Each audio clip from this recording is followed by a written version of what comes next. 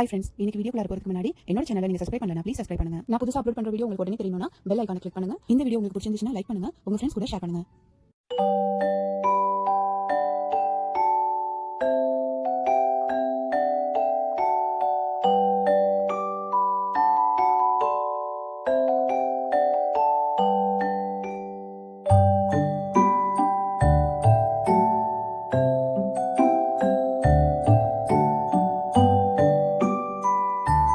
Hi friends, இன்றைக்கி நம்ம பார்க்க போகிற ரெசிபி பிரெட் பீஸா.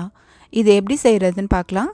இதுக்கு தேவையான பொருள் பிரெட், சீஸ் ஸ்லைஸ் இல்லைன்னா ஷர்டு சீஸ், எந்த சீஸ் வேணுமாலும் நீங்கள் யூஸ் பண்ணிக்கலாம், பட்டர், அப்புறம் கார்லிக். இதுக்கு மேலே வந்துட்டு டாப்பிங்ஸ் போடுறதுக்கு நீங்கள் சிக்கன், வெஜிடபிள்ஸ் எது வேணுமாலும் யூஸ் பண்ணிக்கலாம். அதுக்கு மேலே சீசனிங்க்கு க்ரஷ்டு ரெட் சில்லி ஃப்ளேக்ஸ், அதுக்கப்புறம் ஆரிகனோ, உப்பு தேவையான அளவு.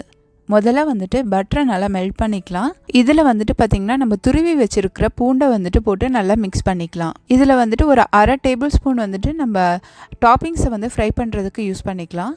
நான் இதில் என்னென்ன டாப்பிங்ஸ் யூஸ் பண்ணியிருக்கிறேன்னா red onion, capsicum, sweet corn, அதுக்கப்புறம் வந்து பார்த்திங்கன்னா நீங்கள் வந்து க்ரீன் சில்லி யூஸ் பண்ணிக்கலாம். அது நீங்கள் ஃப்ரை பண்ணணுன்னு இல்லை, கடைசியாக டாப்பிங் போடும்போது வந்துட்டு நான் க்ரீன் சில்லி போட்டிருப்பேன்.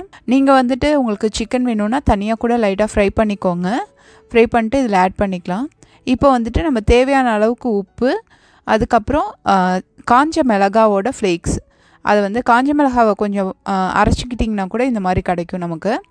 அதுக்கப்புறம் வந்து பார்த்திங்கன்னா ஆரிகனோ, அது வந்து ஒரு ஸ்மெல்லுக்காக போடுறது. இதெல்லாம் போட்டு நல்லா மிக்ஸ் பண்ணி எடுத்துக்கோங்க.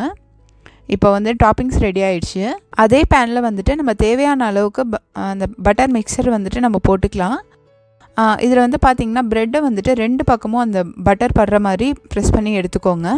இது வந்துட்டு நம்ம ஒரு சைடு வந்துட்டு நல்லா ஃப்ரை பண்ண போகிறோம், ஒரு சைடு வந்து பார்த்திங்கன்னா லைட்டாக தான் ஃப்ரை பண்ண போகிறோம். ஸோ அதை வந்துட்டு நல்லா பார்த்துக்கோங்க, அப்பப்போ திருப்பிக்கோங்க. ஆனால் ஒரு சைடு வந்துட்டு நல்லா ரோஸ்ட் ஆகணும், ஒரு சைடு வந்து பார்த்திங்கன்னா கொஞ்சம் சாஃப்டாக இருக்கிற மாதிரி பார்த்துக்கோங்க, ரொம்ப ரோஸ்ட் ஆகாமல் பார்த்துக்கோங்க. அதுக்கப்புறம் வந்து பார்த்திங்கன்னா நமக்கு எந்த சைடு நல்லா ரோஸ்ட் ஆகிருக்கோ அது வந்து மேலே ஃபேஸ் ஆகுற மாதிரி திருப்பிக்கோங்க. ரோஸ்ட் ஆகாத சைடு வந்துட்டு கீழ்ப்பக்கமாக இருக்கட்டும். இப்போ வந்துட்டு நீங்கள் எந்த சீஸ் வேணுமாலும் யூஸ் பண்ணிக்கலாம். நம்ம வந்துட்டு அந்த நல்லா ரோஸ்டாக இருக்கிற பக்கத்து மேலே வந்துட்டு நம்ம சீஸ் வந்துட்டு வைக்க போகிறோம். நான் உங்களுக்கு காட்டுறதுக்காக 2 சீஸுமே போட்டு காமிச்சிருக்கேன். நீங்கள் எது ப்ரிஃபர் பண்ணுறீங்களோ நீங்கள் போட்டுக்கலாம். இப்போ இது மேலே வந்துட்டு நம்ம டாப்பிங்ஸ் வந்துட்டு ஸ்ப்ரெட் பண்ணிடலாம். க்ரீன் சில்லி வேணும்னு நினச்சிங்கன்னா யூஸ் பண்ணுங்கள். இப்போ கிட்ஸுக்குன்னா கண்டிப்பாக யூஸ் பண்ண வேணாம். பெரியவங்க சாப்பிட்றீங்க அப்படின்னா சில்லி யூஸ் பண்ணிங்கன்னா கொஞ்சம் நல்லாயிருக்கும், அதோட ஸ்பைஸ் வந்து நல்லாயிருக்கும்.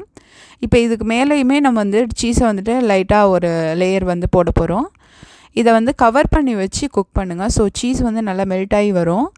லோ ஃப்ளேம்லேயே இருக்கட்டும், ஏன்னா கீழே ரொம்ப வந்துட்டு ஃப்ரை ஆகிடக்கூடாது. எனிவே நம்ம வந்து ரொம்ப ஃப்ரை ஆகாத சைடு தான் வந்து கீழே வச்சுருக்கோம், இருந்தாலுமே வந்துட்டு லோ ஃப்ளேம்லேயே இருக்கட்டும். இந்த ப்ரெட்டில் பார்த்தீங்கன்னா உங்களுக்கு சீஸ் வந்துட்டு நல்லாவே மெல்ட் ஆகிடுச்சு. ஸோ இது கம்ப்ளீட்லி ரெடி ஆகிடுச்சு.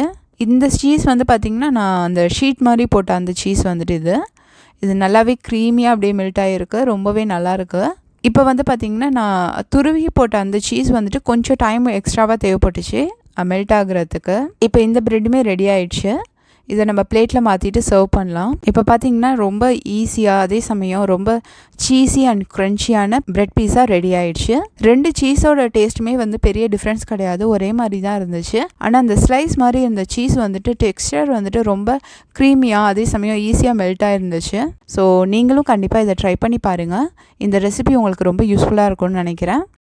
தேங்க்ஸ் ஃபார் வாட்சிங் my video. Thanks for your love and support.